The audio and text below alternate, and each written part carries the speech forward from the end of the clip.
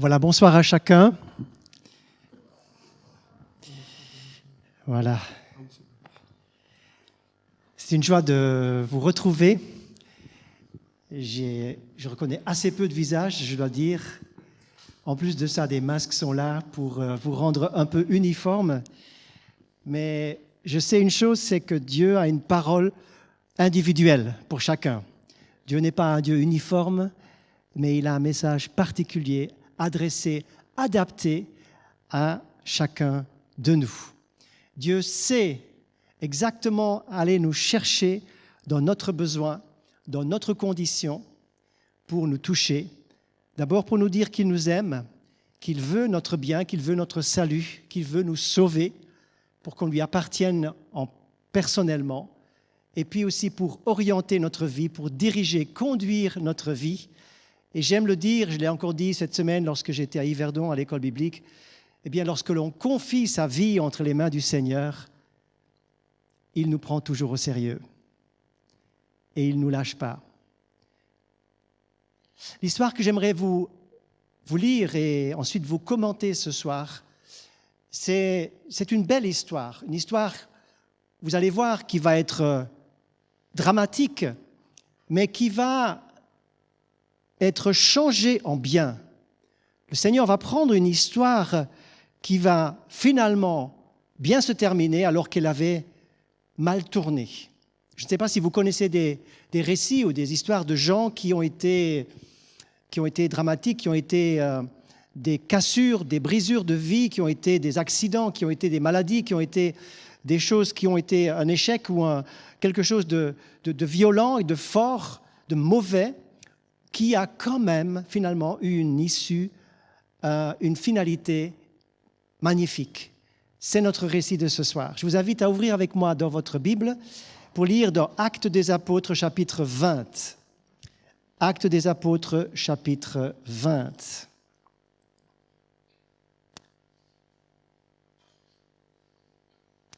Nous lisons quelques versets, versets 7 à 12, Actes 20, 7 à 12.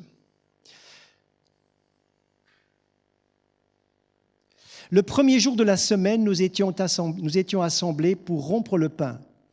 Paul, qui devait partir le lendemain, s'entretenait avec les assistants et prolongea son discours jusqu'à minuit.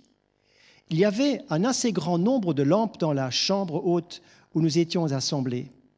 Or, un jeune homme du nom d'Eutychus, assis sur le bord de la fenêtre, fut pris d'un profond sommeil pendant que Paul prolongeait l'entretien. Entraîné par le sommeil, il tomba du 3e étage et fut relevé mort. Mais Paul descendit, se pencha sur lui, le prit dans ses bras et dit « Qu'il n'y ait pas de trouble parmi vous, car son âme est en lui. » Quand il fut remonté, il rompit le pain et mangea, puis il parla encore assez longtemps jusqu'à l'aube, après quoi il partit. On ramena vivant le jeune homme et ce fut une grande consolation. J'aimerais vous parler de ce texte ce soir. J'aimerais le placer dans son contexte. Vous savez, quand vous lisez la Bible, il faut toujours placer les choses dans leur contexte. Il faut lire l'ensemble des choses en avant et en arrière pour pouvoir bien comprendre de quoi il s'agit. Nous sommes dans cet épisode du chapitre 20 des Actes, dans les voyages missionnaires de l'apôtre Paul. Vous savez que cela a commencé au chapitre 13, lorsque l'apôtre Paul, avec d'autres compagnons de service, sont envoyés par l'église mère, l'église d'Antioche. Antioche, c'est actuellement situé aux alentours de la Libye, dans le contexte actuel. Et d'Antioche, ils sont partis ainsi dans différentes régions de l'Asie mineure, qui représente la Turquie actuelle, et ils ont opéré plusieurs voyages missionnaires dans le but d'étendre, de propager et de répandre l'Évangile, la bonne nouvelle de Jésus, dans tout le monde qui était donc sous l'Empire romain de l'époque. Et nous voyons l'apôtre Paul qui est ce grand missionnaire qui va donner toute son énergie, qui va entraîner avec lui, qui va emmener avec lui, former des équipes de 2, 3, parfois 5, 6, 7, 8 personnes qui vont l'accompagner dans ses voyages missionnaires. Je ne sais pas si vous auriez voulu, vous, accompagner Paul de son temps. Si vous avez été jeune à l'époque, je ne sais pas si ça vous aurait plu de faire partie d'un de ces voyages missionnaires. Peut-être que Paul était dans l'église et il dit, écoutez les amis, cette semaine, je vais partir jusqu'en Grèce. Qui veut venir avec moi? Et peut-être qu'il y avait plein de mains qui voulaient se lever et qui disent, moi, etc. Ils devaient s'inscrire à la sortie peut-être et il faisait une sélection. Et Paul était plus qu'un aventurier parce que les gens dans ces voyages missionnaires voulaient voyager avec lui pour l'aventure. Ça n'a pas changé. Hein? C'est bien de visiter d'autres pays, d'autres continents, d'autres régions, d'autres cultures pour découvrir et voyager, c'est intéressant. Manger autre chose, voir d'autres personnes, etc. Mais l'apôtre Paul était avant tout un serviteur de Dieu. Et lorsqu'il emmenait ces gens avec lui, eh bien, il partait de lieu en lieu. Mais lorsque vous lisez les chapitres 13, 14, 15, 16 et suivants, vous allez voir qu'à chaque fois, eh bien, l'aventure tournait aussi aux problèmes, à la persécution. Il était rejeté, exclu des villes. Parfois, il avait des conséquences, des violences, des émeutes. Il y avait de toutes sortes. Et c'était difficile. Mais c'était passionnant de travailler avec Paul. À un moment donné, il y avait un jeune qui s'appelait Jean-Marc. Il voulait lui aussi lever la main et Paul l'avait pris avec lui. Mais lorsqu'ils ont pris le bateau et qu'ils ont commencé à entamer leur montée du plateau anatolien pour arriver sur les hauteurs de l'Asie mineure, dans les territoires encore non explorés par l'Évangile, alors notre jeune Jean-Marc, il a eu peur. Il a lâché l'équipe et puis il est reparti. Oui, la mission, ce n'est pas que de l'aventure. La mission, c'est un engagement. Et l'apôtre Paul est en route en ce moment, au chapitre 20, alors qu'il revient d'un voyage, il revient de la Grèce et il a l'intention de revenir vers Jérusalem. Si vous avez une carte à la fin de votre Bible, vous trouverez exactement ce parcours qu'il est en train de faire. Et il fait un stop.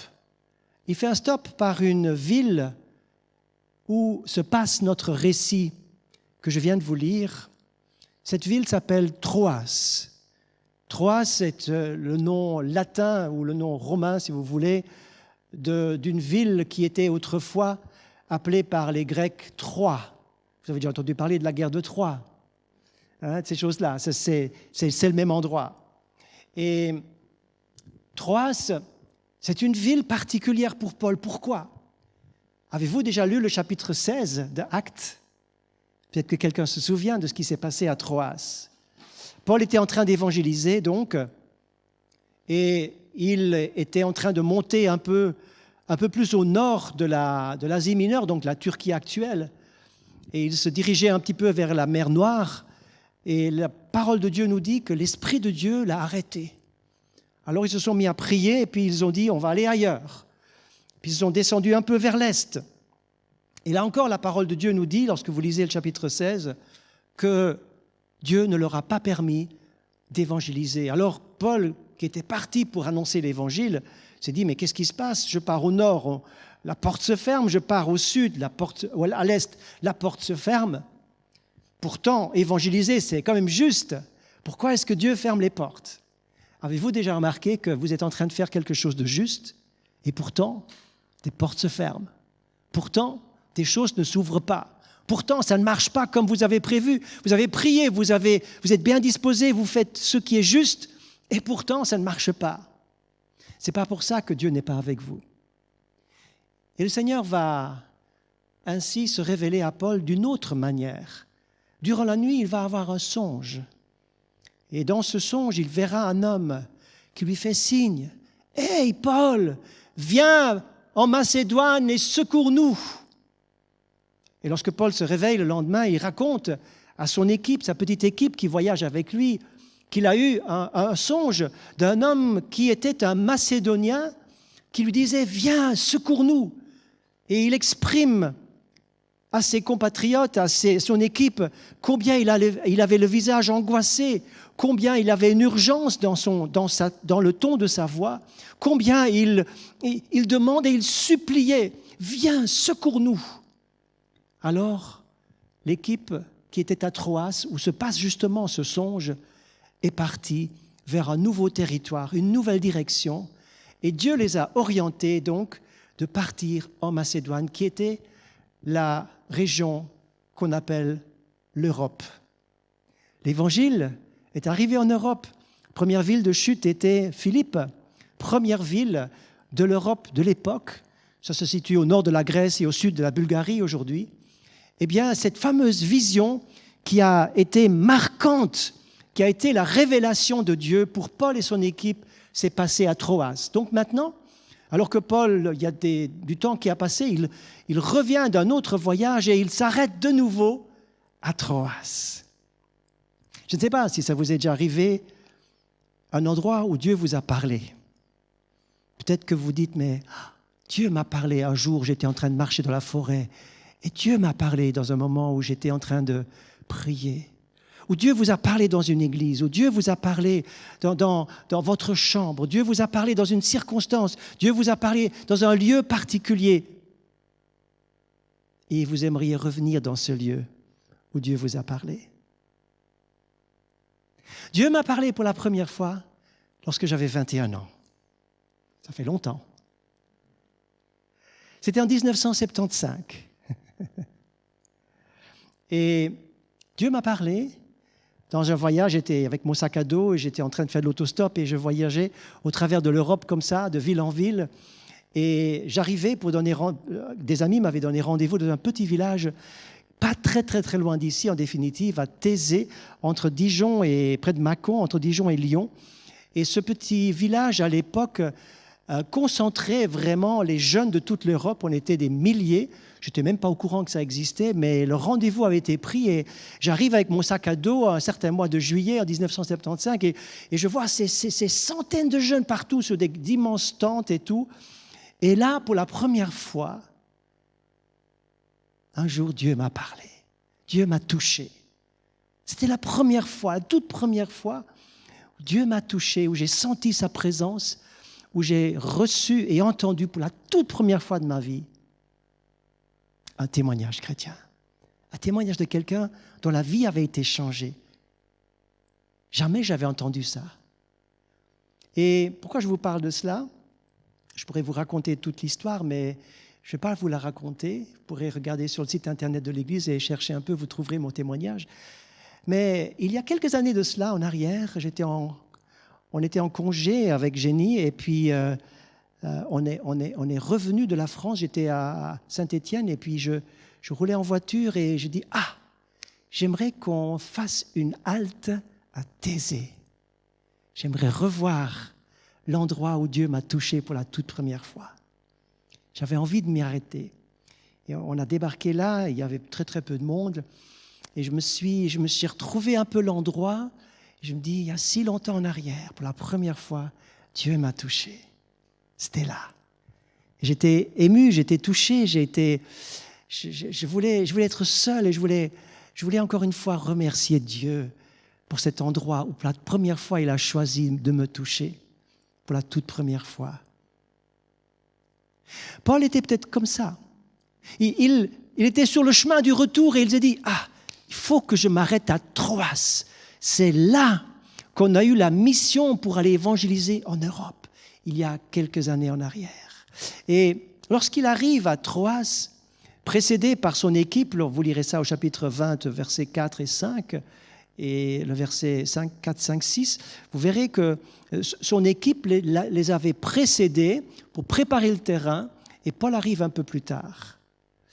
Et lorsqu'ils arrivent à Troas, ils voient qu'il y a là une église fervente, une église assez conséquente. Et lorsqu'ils sont tous là, parce que Paul n'est pas tout seul, il y avait avec lui Aristarque, il y avait Gaius, il y avait Timothée, il y avait Tychik, il y avait Trophime, il y avait plein de monde, il y avait plein de ministères, ils étaient tous ensemble dans cette église. Imaginez que dans l'église arrive le dimanche matin, ici sur la plateforme, il arrive le pasteur 1, le pasteur 2, le pasteur 3, le prophète, l'apôtre. Tout le monde était là pour un séminaire d'une semaine parce qu'ils sont restés, nous dit la parole, 7 jours, une semaine complète. Alors l'église était pleine et tout le monde voulait entendre les témoignages, les prédications des uns et des autres. Et la parole de Dieu nous dit que pendant 7 jours, ils ont été dans cette église de Troas. J'aimerais vous faire remarquer 4 choses. 4 choses qui étaient particulières pour cette église et durant ce fameux séminaire dirigé par l'apôtre Paul qui était là pour le dernier jour. Et tout le monde était venu, les gens étaient agglutinés, ils avaient rempli la salle complètement parce que Paul allait devoir partir le lendemain. Et tout le monde voulait encore entendre une dernière fois sa prédication. Parce que vous savez qu'après, en lisant les chapitres 21 et suivants, eh bien, il n'allait plus passer par là. C'était terminé, c'était la dernière fois. Et peut-être que certains le sentaient et qu'ils voulaient encore l'entendre. Je voulais vous faire remarquer 4 choses. Il nous est dit au verset 7 qu'ils étaient tous assemblés. Une église, c'est pas seulement des gens qui sont assis les uns à côté des autres sur des bancs ou sur des chaises, mais une église, c'est une famille où on est assemblé. Le mot assemblé, synago, qui veut dire aussi synagogue, c'est le lieu du rassemblement, c'est le lieu où on est ensemble. Voyez-vous, chers jeunes, le groupe de jeunes, c'est ça aussi. Vous devez être ensemble. Vous n'êtes pas des individus qui viennent écouter, qui repartent, mais vous êtes une famille placée par Dieu les uns à côté des autres pour être ensemble. Nous étions tous assemblés. Leur marche était communautaire. C'était ça la caractéristique, la marche de la première Église, la force de la première Église, c'est qu'ils étaient un cœur et une âme, ils étaient tous ensemble, assemblés. La force de la première Église et la force de l'Église de Troas, c'est qu'ils étaient ensemble. Est-ce que la force du groupe de jeunes Impact, c'est aussi d'être ensemble, d'être les uns avec les autres, pas juste les uns à côté des autres, mais les uns pour les autres, les uns avec les autres, les uns et les autres unis ensemble. Personne n'est indifférent, mais nous sommes unis par le même amour, le même lien du Saint-Esprit. Deuxième chose, il nous est dit que Paul était en train de prêcher, et il a prêché, vous imaginez, jusqu'à minuit. Waouh! Quelle prédication, quelle capacité de cet orateur de faire des messages aussi incroyables, mais aussi quelle capacité de l'auditoire d'écouter aussi longtemps. Mais le texte nous dit qu'il s'entretenait avec les assistants. Il n'y avait pas juste une prédication, il y avait aussi des échanges. Il posait des questions, il répondait aux questions. Il y avait une interaction dans l'auditoire, c'est assez clair. Et Paul va être dans cette chambre haute au 3e étage pour être avec l'Église. Il prêche jusqu'à minuit, cela montre une chose que je voudrais voir ici au groupe de jeunes. Si maintenant je vous prêchais jusqu'à minuit, je pense que petit à petit l'auditoire va se vider. Je suppose, je ne sais pas ce que vous en pensez, mais je pense qu'à un moment donné, certains commenceraient à bâiller, d'autres regarderaient leur montre, d'autres commenceraient à jouer avec leur natel, et puis on part chez soi vers 9h, vers 10h, vers 11h, vers minuit, peut-être que je serai tout seul. Mais Paul était là et tout le monde est resté jusqu'à minuit, ça montre quelque chose. La soif d'écouter la parole de Dieu. Mes amis, écoutez bien, nous avons toujours le temps pour ce qu'on veut bien. Pourquoi est-ce que vous allez au cinéma et que vous sortez à minuit? Pourquoi est-ce que vous regardez un film qui va être jusqu'à 11h30, que vous restez devant? Parce qu'on veut voir la suite. Et ici, l'auditoire de Troas, ils écoutent Paul jusqu'à minuit parce qu'ils avaient soif de la parole de Dieu. Ils ne voulaient pas se laisser distraire. Cette soif doit être continue en nous. Ce désir que Dieu crée en nous, et que le diable voudrait voler, enlever de toi, Cette soif va être le moteur et le carburant pour ta vie. Ça va être l'essence, le gasoil pour ta vie. C'est la soif de Dieu. Et l'auditoire de Troyes avait soif de Dieu. C'est pour ça qu'ils ont écouté Paul sans être fatigués. Ils avaient soif de la parole de Dieu. Mes amis, ne perdez jamais une chose. La soif de Dieu. La soif de l'entendre. La soif d'être avec lui. La soif qui se révèle encore. La soif qui me parle encore. Mes amis, j'aimerais vous dire que moi qui suis là depuis 21 ans ici dans cette église, j'ai arpenté cette estrade et ces pavés ici, ces allées, pendant des heures, des dizaines, des centaines d'heures, seul ou avec mes équipiers, les autres pasteurs, parce qu'on cherche Dieu, parce qu'on ne veut pas perdre la soif, parce qu'on veut la soif, on désire la présence de Dieu, on cherche Dieu pour Dieu. C'est ça cette soif. Et elle existait dans la ville de Troyes, dans cette fameuse église. Troisième chose, il nous a dit quelques détails. Je ne sais pas si vous remarquez les détails du texte. C'est pour ça que je vous encourage à ne pas lire que des textes du français courant ou paroles de vie. C'est bien, mais ce n'est pas suffisant. C'est bien, mais ce n'est pas suffisant.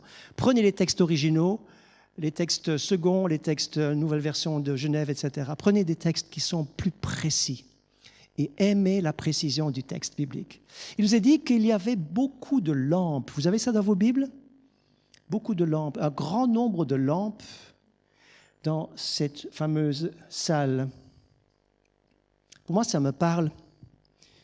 C'était une église où il y avait la lumière, une forte lumière. Peut-être que tout le monde était venu avec sa lampe, son flambeau, pour éclairer tous les endroits, parce qu'il n'y avait pas de lampe électrique, il n'y avait pas de spot, il n'y avait pas d'électricité à cette époque-là, mais tout le monde est venu avec sa lampe personnelle. Lorsque vous venez à l'église, vous venez avec votre propre lampe, votre cœur allumé, votre cœur qui brille, votre visage qui brille. Vous venez avec vous-même, vous éclairez l'église. Vous n'avez pas besoin de la lumière extérieure. C'est vous qui éclairez l'assemblée. C'est vous qui éclairez le groupe de jeunes. Vos yeux éclairent les autres. Vos yeux encouragent, vos yeux transmettent un message. C'est vous la lampe. Il y avait beaucoup de lampes parce qu'il y avait beaucoup de monde qui était là. Et ces lampes faisaient que tout était éclairé. Lorsque les gens passaient vers l'extérieur, ils disaient « Waouh, regarde un peu quelle lumière il y a au 3e étage, qu'est-ce qui se passe là au-dessus ?» Eh bien, c'est cette lampe, cette lumière, l'âme éclairée par le Saint-Esprit, remplie du Saint-Esprit, c'est la lampe du corps, c'est ton âme qui brille, c'est ton regard, qui sont les fenêtres de ton âme qui brillent. Ton sourire brille. Même derrière ton masque, je te vois sourire. Il y avait beaucoup de lampes. La lumière de la révélation. Vous êtes la lumière du monde, disait Jésus. Marchez pendant que vous avez la lumière afin que les ténèbres ne vous surprennent pas. Et la 4e chose que je lis au verset 7 et au verset 11, c'est qu'ils étaient là pour rompre le pain. Vous avez lu ça? Ils rompaient le pain. Verset 11 aussi, ils rompaient le pain encore une fois. Parce que la fraction du pain, c'était le repas communautaire, mais c'était aussi le souvenir de la mort de Jésus. Jésus disait « Faites ceci en mémoire de moi ». À chaque fois que vous rompez ce pain, vous vous souvenez pourquoi je suis mort. Jésus nous demande de nous souvenir non pas de sa naissance, même si c'est bien de fêter Noël, mais il nous demande de nous souvenir de sa mort. Parce que dans sa mort, il y a la puissance de résurrection. Dans sa mort, il y a la puissance de destruction de l'adversaire. Il y a la victoire sur le péché dans sa mort à la croix. Il y a le prix qui a été payé, et ça, on doit s'en souvenir. Donc, il rompait le pain, il partageait la Sainte Seine.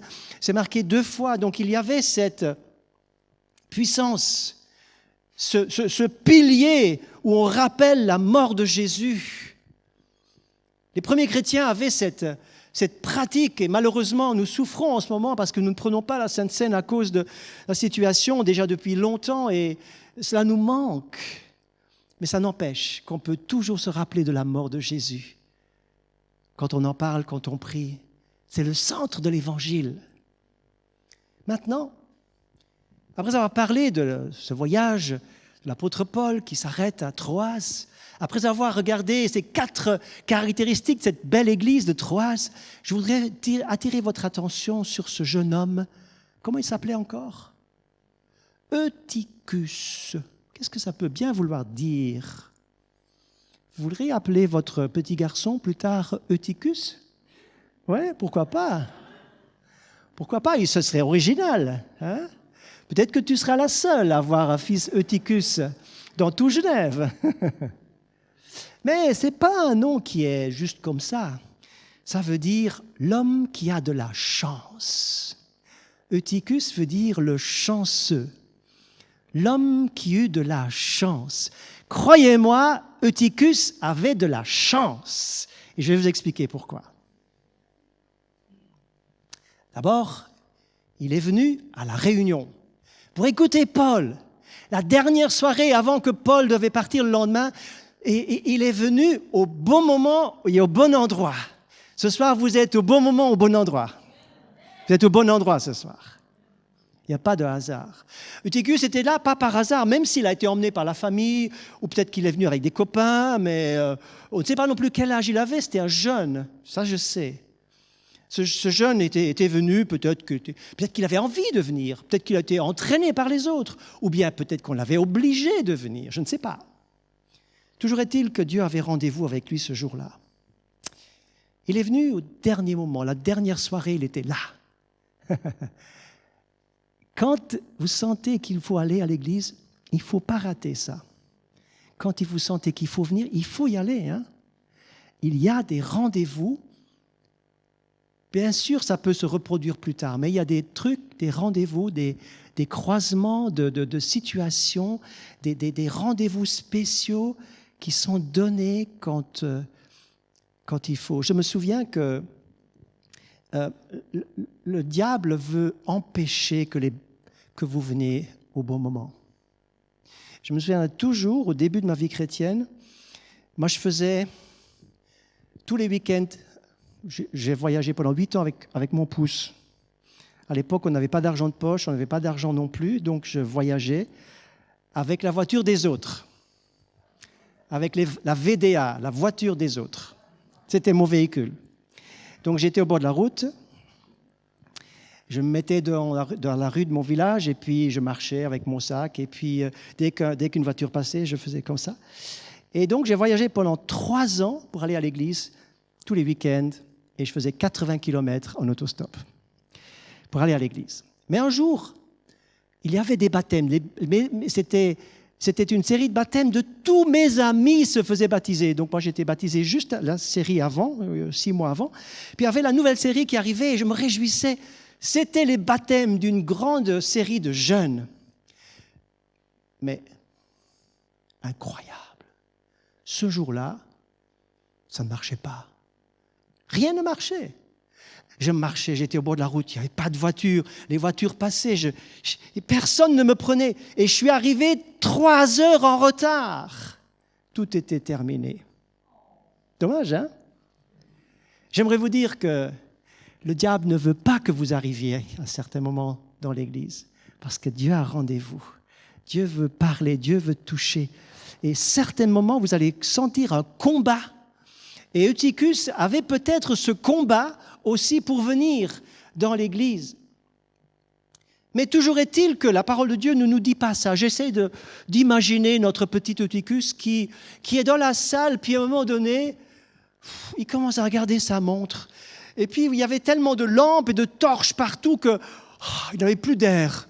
Il devait ouvrir la fenêtre. Alors il s'est déplacé vers la fenêtre et il s'est assis sur le rebord de la fenêtre. Un peu d'air. Peut-être que le message, il se dit peut-être, je connais, j'ai déjà entendu parler de ça, je connais. Ah oui, l'histoire du fils prodigue, je connais, pas besoin de réécouter ça. Ou bien l'histoire de la brebis perdue, ou bien l'histoire de Jésus le bon berger, ou que sais-je. Des fois, il y a des gens qui sont dans l'église et qui disent, ça je connais. Puis on commence à dormir. On garde son attel, on garde sa montre, on fait autre chose. Peut-être qu'il était comme ça, peut-être que Paul parlait d'un sujet qu'il connaissait déjà. Ou alors peut-être que Paul, qui parlait justement de cette croix, de cette fraction du pain, peut-être qu'il était en train de prêcher sur la croix. Il était en train de prêcher sur le sacrifice de Jésus et la puissance de Jésus sur le diable et sur le péché, sa victoire éternelle et le salut éternel qu'il nous donne. Peut-être qu'il prêchait justement sur ce sujet et Eutychus, il y avait quelque chose qui n'était pas à l'aise avec lui. Il dit, il faut que j'aille prendre l'air. Avez-vous déjà remarqué que certains sujets nous dérangent? Moi, je sais que certains sujets dérangent. Je vois encore une certaine personne, elle était assise tout devant. Et la parole était prêchée, nous avions un orateur. Et j'étais là aussi, tout juste à côté. Et cette personne était en train de gigoter sur son banc, en train de se retourner dans tous les sens. Il ne supportait pas la parole. Parce que l'esprit qui était en lui était différent de l'esprit de Dieu. Certains messages peuvent vous déranger, vous avez envie de courir et de sortir. Ne sortez pas. Eutychus, il aurait voulu sortir, mais bon, il était au 3e étage, donc il s'est dit, mais je ne vais pas sortir, mais je vais aller à la fenêtre. Je vais aller un petit peu vers l'extérieur, mais pas tout à fait. Et nul ne remarque que bientôt un drame va se passer. Dans une réunion, au milieu d'une réunion, chargée de la puissance et de l'onction du Saint-Esprit, où le grand apôtre Paul est en train de prêcher. Et à quelques mètres de sa prédication, à quelques mètres de l'endroit où il était en train d'enseigner les autres, va se passer un drame. Au beau milieu de cette assemblée, suspendue aux lèvres de Paul, il y a un jeune qui se trouve à la fenêtre et qui commence à décrocher, qui commence à bâiller, commence à sortir son attelle et commence à jouer. Il est dedans, il n'est plus dedans. Il est avec, mais il n'est pas avec. Connaissez-vous des gens qui sont peut-être dans les rangs, qui sont avec, qui suivent, et puis d'autres qui sont juste à côté, qui ne suivent plus. Et Eutychus n'arrive plus à suivre. Il est détaché alors que le Saint-Esprit est en train de toucher les cœurs. Il n'est plus avec. Il va s'endormir. Il va s'endormir profondément parce qu'il est assis dans un endroit, et c'est ça mon thème pour vous ce soir. C'est mon thème pour vous ce soir. Il est assis dans une position qui est certainement inconfortable, ni dedans, ni dehors, ni pour, ni contre. Ni dedans, ni dehors. Il est à la limite. Le message que j'ai pour vous ce soir, chers jeunes, le cœur partagé est un cœur en danger. Dites-le avec moi. Le cœur partagé est un cœur en danger. Eutychus était sur ce rebord de fenêtre. Et alors qu'il est sur cette hauteur, au 3e étage, sur le bord de la fenêtre, parce qu'il est en train de se détacher de l'esprit qui est dans la salle, de la prédication et de l'action du Saint-Esprit. Il n'entend plus que d'une oreille. L'autre oreille et l'autre regard, il est déjà « Oh tiens, c'est intéressant tout ce qu'il y a dehors. Moi, je n'ai jamais vu la ville de haut comme ça. Oh, c'est intéressant ce qui se passe, la fenêtre en face, là. Oh, dis donc. Et puis, il voit la vie nocturne à Troas, c'est intéressant. Waouh! Il commence à être intéressé. Il n'est plus du tout en train d'écouter. Au début, il suivait encore un peu. Mais à un moment donné, il est ailleurs. Il est ailleurs. Il est comme attiré vers le monde de la nuit, attiré vers l'extérieur, attiré vers le monde. La Bible dit ceci. N'aimez pas le monde, ni tout ce qu'il y a dans le monde, car le monde passe et sa convoitise aussi. Alors Eutychus n'a rien fait de mal, c'est vrai. Mais son état intérieur, je n'ai pas dit ce soir que le diable l'a poussé à la fenêtre, non. C'est lui-même qui est parti à la fenêtre pour être à la limite. Et mes amis, lorsque vous marchez sur la limite entre ce qui est bien et ce qui n'est pas bien, entre ce que Dieu autorise et ce que Dieu ne permet pas, entre le oui à la volonté Et ça, c'est le péché. Lorsque vous êtes juste au beau milieu, certains jeunes viennent me trouver, pasteur, jusqu'où est-ce qu'on peut aller? Est-ce qu'on peut regarder telle chose? Est-ce qu'on peut aller là? Est-ce qu'on peut faire ceci? Est-ce qu'on peut faire cela? Lorsque vous voulez vous promener à la limite, vous êtes déjà dans un cœur partagé. Parce que vous aimeriez bien quelque chose qui est de l'autre côté. Vous êtes à la barrière et vous aimeriez bien. Ici, c'est le royaume de Dieu. Et vous êtes à la limite et vous avez tourné le dos déjà au royaume de Dieu, mais vous êtes encore dedans. Mais vous regardez par la clôture et vous regardez le monde autour de vous, le monde sans Dieu. Et vous dites, tiens, c'est quand même pas si mal.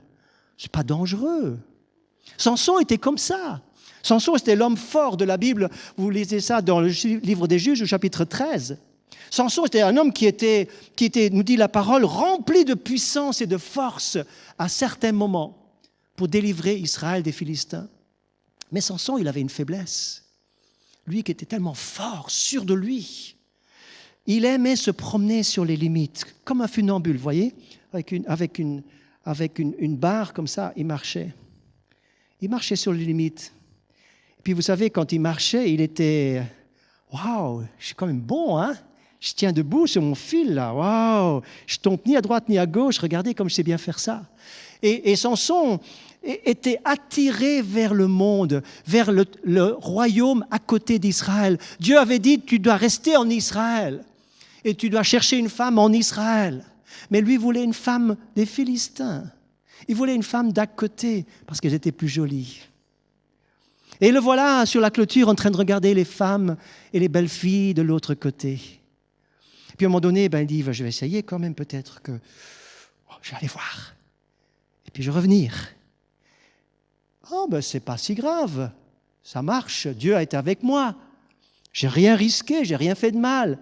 Et puis il va aller le lendemain, il va aller plus loin. Et puis il va revenir. Et tout va bien. Il dit, il n'y a pas de risque. J'y vais. Et là, il va se faire piéger. Parce qu'un jour ou l'autre, voyez-vous, le diable sera plus fort que vous, plus rusé que vous. Alors que vous êtes fort dans le Seigneur, alors que vous avez le Saint-Esprit qui vous dit, ne fais pas ce que tu cherches à faire. Ne va pas, ne regarde pas, fais attention. Et que vous dites, ok, c'est bon, je sais, pas me répéter 3 fois. C'est là que vous faites taire la voix du Saint-Esprit et la voix du Saint-Esprit se tait et vous risquez déjà de tomber gravement. Et un jour, Samson, il va se faire avoir. Il va se faire avoir. Vous lirez ça vous-même au chapitre 13 des Juges. De quelle manière? Eh bien, il s'est fait avoir, lui qui était si fort et qui était un homme qui avait reçu l'onction du Saint-Esprit. Mes amis, un cœur partagé est un cœur en danger. Dieu ne veut pas que vous soyez partagés. Dieu veut que vous soyez entiers pour lui et que vous restiez entiers pour lui. Est-ce que quelqu'un peut dire amen à ça? Nous devons être entiers parce que si nous sommes partagés, nous sommes comme Eutychus qui est sur le rebord de la fenêtre. Il est instable, il n'est ni dehors ni dedans, mais il est en position instable. Et quelque chose en position instable, comme ça, tôt ou tard, vous basculez. Et le diable vous fera toujours basculer du mauvais côté. Du mauvais côté. Eutychus était dans une église, dans une réunion où il y avait la puissance de Dieu. Les lampes étaient allumées, il y avait tout ce qu'il fallait pour être béni. Mais lui se trouve à l'écart, dans son cœur, dans ses yeux, dans son attitude, dans tout. Il était à la limite. Alors qu'il était si proche de Paul, si proche de la parole de Dieu, si proche de l'Église, il était quand même dehors. Et il est tombé de l'autre côté. Et quand il est tombé, nous dit la parole, lui qui était entre l'Église et le monde, entre ce que Dieu voulait lui dire et ce qu'il n'avait pas envie d'entendre, entre le oui, la réponse à donner au Seigneur, mais peut-être que lui se disait, moi, j'écouterai ça demain, je vais écouter sur Internet demain, ce sera aussi très bien comme ça. Lorsque le moment particulier de Dieu est passé, il n'avait plus les ressources pour répondre et la bénédiction était partie. Et lorsqu'il est tombé mort. Peut-être que ça vous paraît violent. Peut-être que ça vous paraît violent, quand même. Je ne voulais pas. Mes amis, lorsque vous êtes sur la ligne de ce qui est interdit et de ce que Dieu ne veut pas pour vous, je vous ai dit que vous allez tomber du mauvais côté très souvent. Et le diable ne va pas se gêner de vous pousser un petit coup. Et vous allez toujours vous retrouver plus loin que ce que vous n'avez prévu au départ. Samson ne voulait pas rater sa vie en allant marier une fille des Philistins. Il ne voulait pas, mais il a été conduit plus loin que ce qu'il avait prévu. Le diable vous poussera plus loin afin que vous soyez la tête sous l'eau et que vous soyez culpabilisés et que vous n'allez plus vous relever. Mais j'ai une bonne nouvelle pour vous ce soir. La parole de Dieu a une bonne nouvelle pour vous ce soir. Le Seigneur est capable de ressusciter quelqu'un qui est mort. Alléluia. Le Seigneur est capable de relever qui est tombé du 3e étage. Le Seigneur est capable de relever quelqu'un qui est tombé du mauvais côté. Peut-être que si ton cœur est partagé ce soir, tu vas apprendre les bonnes leçons, tu vas prendre les bonnes décisions ce soir avant de sortir d'ici. Et le Seigneur va agir. Le Seigneur va t'aider. Le Seigneur va t'aider. C'est quand même triste, un jeune qui meurt dans l'église, carrément. Il est tombé hors de l'église, mais il était quand même dans l'église. C'est quand même dramatique, un jeune qui appartenait à la famille de Dieu et qui tombe de cette manière. Il est dans son sommeil. Vous savez, lorsque il va s'endormir, il se passe 2 choses. Lorsque vous vous endormez spirituellement, vous perdez le discernement. Vous ne savez plus quelle heure il est. Ça vous est arrivé, hein? Quand vous êtes réveillé en pleine nuit, vous ne savez pas quelle heure il est. Vous gardez votre réveil souvent, quelle heure il est. Parce qu'on n'a pas le discernement de l'heure. Lorsque vous êtes en train de dormir spirituellement, vous ne voyez pas quelle heure il est sur l'horloge de Dieu. C'est pour ça que plein de jeunes aujourd'hui, et plein de gens, et jeunes et moins jeunes, ne savent pas du tout quelle heure il est. Mais lorsque nous sommes proches de Dieu, le cœur entier, mes amis, nous savons quelle heure il est sur l'heure de Dieu, sur l'horloge de Dieu, et le temps est court. Il faut racheter le temps maintenant. Le temps est court, nous savons, nous le sentons. Nous sommes pressés par le Saint-Esprit car nous savons que le temps est court. Nous avons du discernement, mais Eutychus qui dort, il ne discerne plus rien. Il ne sait pas quelle heure il est. Mais j'aimerais vous donner 2 bonnes nouvelles. 2 bonnes nouvelles. J'arrive tranquillement à ma conclusion. Eutychus, lorsqu'il est tombé de la fenêtre, lorsqu'il a dégringolé, boum, du 3e étage, mort, instantanément, l'Église s'est réveillée pour prier pour lui. Ce n'est pas marqué, on est d'accord, mais je suis sûr qu'ils ont prié instantanément, tous ensemble. Ils ont prié pour lui. J'aimerais vous dire, vous avez ici une Église qui prie pour vous. Ah, j'aurais pensé que vous dites Amen. Vous avez une Église qui prie pour vous. J'aimerais vous le dire, même si vous ne venez pas en semaine. Moi, je suis dans les réunions de prière le lundi, le mardi, le jeudi. Nous avons des gens qui ne vous connaissent pas, mais qui prient pour vous. On a une Église qui prie pour vous. Vous êtes dans une Église où on prie les uns pour les autres. La prière est un moteur, c'est une lampe qui est allumée ici, comme ce chandelier où les lampes devraient être allumées. Tiens, je vais l'allumer en fait.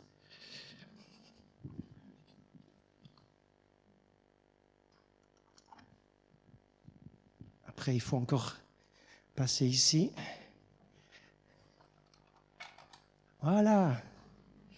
Alors, la prière, c'est une lampe qui est allumée. La prière, c'est une importance. Et l'Église s'est réveillée. Toute l'Église a crié « Oh, au secours, Eutychus est tombé !» Tout le monde a prié pour lui. Quelle chance d'avoir une Église qui prie pour toi. Ne t'éloigne jamais de l'Église. L'Église est une protection, tant pour les pasteurs, pour les jeunes et pour chacun. C'est une protection. C'est une famille forte. On prie les uns pour les autres. Et la deuxième chose, c'est que Paul n'était pas loin. L'Église n'était pas loin, mais Paul n'était pas loin. L'apôtre qui avait vécu tellement de choses, qui avait le don de miracle, il avait vu des résurrections. Et Paul ne va pas paniquer. Il va descendre les 3 étages et il va prendre ce jeune dans ses bras, nous dit la parole. qu'il n'y ait pas de trouble. Paul descendit, se pencha sur lui, le prit dans ses bras. J'aimerais vous dire ce soir, si tu es dans cette situation d'un cœur partagé, que tu ne sais plus où tu en es, tu as perdu le discernement, tu ne sais pas où tu en es vraiment. Tu ne sais pas ce qui est vrai, ce qui n'est pas vrai. Tu ne sais plus où est la volonté de Dieu, où elle n'est pas. Mais ce soir, tu dois avoir un cœur entier, c'est tout. Le Seigneur va faire le reste. Il faut que tu aies un cœur entier. Sors de ton cœur partagé. Quitte le cœur partagé. Quitte cette tendance d'aller toujours sur les limites. Arrête de faire ça. Et ce soir, il y a quelqu'un de plus grand que Paul au milieu de nous. C'est le Saint-Esprit. C'est le Saint-Esprit qui vient et qui descend les 3 étages, il descend du 3e ciel, il descend vers toi, il te prend dans ses bras, le Père te prend dans ses bras, l'amour de Dieu t'enveloppe. Et il vient, il descend à ton niveau, là où tu es couché peut-être, là où tu t'es cassé la figure, là où ça ne marche plus. Il vient dans l'endroit où ça ne marche pas dans ta vie, il te prend là où tu es, il te ramène jusqu'au 3e étage. Il te ramène à son niveau. Alléluia. Et il va souffler sur toi pour que tu aies la vie éternelle, pour que tu retrouves la vie, toi qui n'as plus la vie vraiment, la vie abondante. Peut-être que ta vie, elle est comme une fumette qui sort et qui a plus grand-chose. Il n'y a plus de souffle dans ton cœur, plus de souffle dans ton âme. Tu as besoin que la vie puissante vienne. Et le Seigneur vient te prendre là où tu es. Il te ramène sur les hauteurs, là où il y a de la lumière. Eutychus, le chanceux. Eutychus, le chanceux. Il va revenir dans la lumière de la salle. Il va revenir retrouver la parole de Dieu, le lieu où la victoire de Jésus est proclamée. Il va revenir proche des ministères que Dieu a donnés. Toute cette équipe de pasteurs qui était là, à Troas, va l'accueillir, va prier pour lui. Ce soir, j'aimerais te dire 3 choses. Tu ne peux pas éternellement vivre sur les limites. Tu ne peux pas aimer le royaume de Dieu et aimer le monde. Tu ne peux pas être dans les deux à la fois, ni dedans, ni dehors. Un pied dedans, un pied dehors. Tu ne peux pas tout aimer. Ce jeune Eutychus, il aimait l'Église, il aimait Paul, il était venu pour ça. Mais en même temps, il aimait les autres choses au dehors. Tu ne peux pas tout aimer à la fois. C'est ou bien, ou bien. Si tu es celui qui aime le monde, je vous donne le texte, 1 Jean, chapitre 2, verset 5. Celui qui aime le monde, l'amour du Père n'est pas en lui. L'amour du Père n'est pas en lui. Tu ne peux pas et aimer le monde et aimer le Père, c'est l'un ou l'autre. Reviens, décide d'être d'un cœur entier ce soir, non pas d'un cœur partagé, même si ce n'est qu'une petite partie de ton cœur. J'ai vu des jeunes qui étaient apparemment entiers, mais lorsqu'il a fallu choisir vraiment dans l'obéissance, est apparu qu'ils n'étaient pas entiers. Et les choix qu'ils ont faits, ce n'étaient pas forcément des choix de malheur, mais c'est en tout cas des choix que je peux confirmer avec plusieurs expériences à l'appui, que ce qu'ils ont choisi les a éloignés du royaume de Dieu de plus en plus. Apparemment, ils étaient entiers. Mais lorsqu'il a fallu prendre des décisions d'obéissance par rapport à la parole, ils n'étaient plus entiers. Et ils ont été éloignés peu à peu. Et ils se sont comme endormis. Et ils sont tombés bien bas au niveau de leur foi, de leur zèle, de leur onction. Il n'y a plus rien. Leurs témoignages, ils sont comme le monde, exactement pareil. Ils n'ont plus de pertinence. Il n'y a plus rien qui fait la différence. Mes amis, si tu veux faire une différence, si tu veux garder l'onction du Saint-Esprit, si tu veux garder les précieux trésors du Saint-Esprit, tu dois être entier. Si tu es partagé, tu vas perdre toutes ces choses. Eutychus est revenu à la vie parce qu'il y avait une église qui priait et parce que Paul était là. Ce soir, tu as une église qui prie et tu as le Saint-Esprit qui est là. qui va te ramener, qui va te prendre dans tes bras, qui va te consoler. Le texte termine en disant « Ceci fut un sujet d'une grande consolation ». Ce soir, il y aura de la consolation parce que tu vas faire un bon choix ce soir. Je vous invite à vous lever, on va terminer ici. Et j'aimerais prier avec vous. Alléluia. Fermez juste vos yeux, s'il vous plaît. Merci de m'avoir écouté jusqu'ici. Merci beaucoup. Père Céleste, je viens devant toi. Seigneur, avec tous ces jeunes, Seigneur, tous ceux que tu as ramenés dans ce lieu ce soir, malgré les conditions qui sont difficiles, Seigneur, ils ont fait un choix de venir et Seigneur, je sais qu'ils aiment ta parole, je sais qu'ils aiment ta présence, je sais qu'ils veulent plus de toi, Seigneur. Je sais que tu as un message pour eux, que tu as un avenir pour eux, tu as une espérance pour eux. Je sais ça, Seigneur, j'en suis certain. Mais Seigneur, ce soir, il y a des cœurs que je ne vois pas, mais que toi, tu vois. Il y a des cœurs qui ne sont pas entiers. Apparemment, ils sont entiers, mais toi, tu vois dans les cœurs, tu lis dans les cœurs. Et tu sais, Seigneur, que certains cœurs sont en danger. Seigneur, ils sont comme Eutychus, Seigneur, sur le rebord de la fenêtre. Ils sont ni dedans ni dehors. Ils sont avec le monde, mais ils sont aussi avec Dieu. Ils sont pour la parole de Dieu, mais ils ne sont pas contre non plus certaines choses. Ils ne prennent pas de décision. Seigneur, ce soir, nous revenons au centre de ta volonté et non pas sur les limites. Seigneur, nous voulons ce soir cesser de jouer avec les limites au nom de Jésus. Et alors que nous avons les yeux fermés, si ce soir, tu as l'impression que tu flirtes pas mal avec les limites, que tu te trouves parfois, et tu le sais très bien, dans des zones de danger, non seulement de dormir, mais de te faire happer par les puissances, te faire happer par le monde, par des choses mauvaises qui risquent de t'entraîner plus loin. Ce soir, nous avons les yeux fermés. Lève ta main simplement. Je vais prier pour toi. Lève ta main ce soir. Alléluia. Seigneur, je te prie pour ces jeunes. Gardez votre main levée. Seigneur, je te prie pour ces jeunes qui sont en danger, Seigneur, et qui comprennent ce soir qu'il ne faut plus jouer, Seigneur, sous peine de tomber du mauvais côté, Seigneur, car le diable est rusé et le péché nous piège souvent, Seigneur. Je prie ce soir que des jeunes, Seigneur, ce soir, Seigneur, reviennent au centre de l'Église, au centre de ta volonté, au centre de ta présence, et Seigneur, qu'ils soient protégés à jamais au nom de Jésus. Alléluia. Recevez maintenant la lumière du Seigneur, recevez la paix de Dieu, recevez la consolation, recevez l'attouchement du Seigneur sur votre vie tout entière. Alléluia. Saint-Esprit, prends-les là où ils sont et Seigneur, ramène-les au centre, Seigneur.